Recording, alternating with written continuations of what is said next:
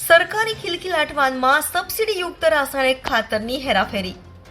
ઉના સરકારી પ્રસૂતિગૃહોમાંથી માતાઓને તેમના નવજાત ભૂલકાઓ સાથે સલામત આરોગ્યપ્રદ રીતે ઘરે પહોંચાડવા માટે સરકારી વાહનનો ઉપયોગ કરવામાં આવતી ગુજરાત સરકારની GJ18BT4359 પાસિંગ નંબરની ખિલખિલાટ વાનમાં ખેતી પાકોમાં ઉપયોગમાં કરવામાં આવતા સરકારી સબસિડીયુક્ત રાસાયણિક ખાતરની હેરાફેરીનો સોશિયલ મીડિયામાં વિડીયો વાયરલ થઈ રહ્યો છે. ઉના પંથકમાં ખાતરની અછત વર્તાઈ રહી છે. ખેડૂતોને ખાતર નહીં મળતા તેનો લાભ સંગ્રહખોરો લઈ રહ્યા છે.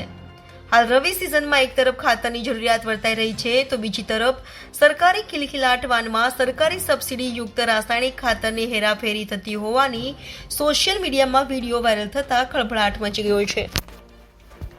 આ અંગે મળતી માહિતી મુજબ ખેડૂતોને વ્યાજબી ભાવે ખાતર મળી રહે તે માટે સરકાર દ્વારા તાલુકા અને ગ્રામ્ય સ્તરે મંડળીઓની વ્યવસ્થા હોવા છતાં સમગ્ર તાલુકામાં ઘણા સમયથી ખાતરની તંગી સર્જાઈ રહી છે, જેથી ઘણા સમયથી ધરતીપુત્રો હાલાકી વેઠી રહ્યા છે. અમુક પ્રાઇવેટ એગ્રોમાં ખાતરનો જથ્થો આવતા નીકળી જતા તમામ કિસાનોને માલ મળી શકતો નથી. હાલે રવિ સિઝનમાં ખાતરની તાતી જરૂરિયાત છે, પરંતુ અછતના કારણે ધરતીપુત્રોના પાક નિષ્ફળ જવાની નોબત આવી છે. હાલમાં ઘઉં, બાજરી, જુવાર, ચણા સહિતના પાકોને પાણીની સાથોસાથ ખાતરની તાતી જરૂરિયાત છે, પરંતુ અછતના કારણે કાળાબજારીઓ તેનો પૂરેપૂરો ગેરલાભ ઉઠાવી રહ્યા છે. યુરિયાની એક થેલીનો ભાવ ₹266.50 નિર્ધારિત કરેલો હોવા છતાં ખેડૂતોને ના છૂટકે 350 થી 400 રૂપિયામાં ખરીદવું પડે છે. મંડળીઓમાં પૂરતું ખાતર ન હોવાથી ખેડૂતો લૂંટાઈ રહ્યા છે.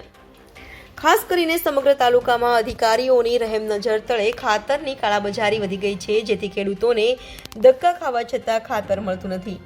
ત્યારે સરકારી પ્રસૂતિગૃહોમાંથી માતાઓને તેમના નવજાત ભૂલકાઓ સાથે સલામત આરોગ્યપ્રદ રીતે ઘરે પહોંચાડવા માટે ઉપયોગી સરકારી ખિલખિલાટ વાનમાં સરકારી સબસિડીયુક્ત રાસાયણિક ખાતરની હેરાફેરીનો વિડીયો વાયરલ થતા ખળભળાટ મચી ગયો. ત્યારે જવાબદાર લોકો સામે વહીવટીતંત્ર દ્વારા શિક્ષાત્મક પગલાં લેવામાં આવે છે કે સબ સલામતના ગાણા ગાવામાં આવે તે જોવું રહ્યું. રિપોર્ટર અબ્દુલ કાંચી, ઉના.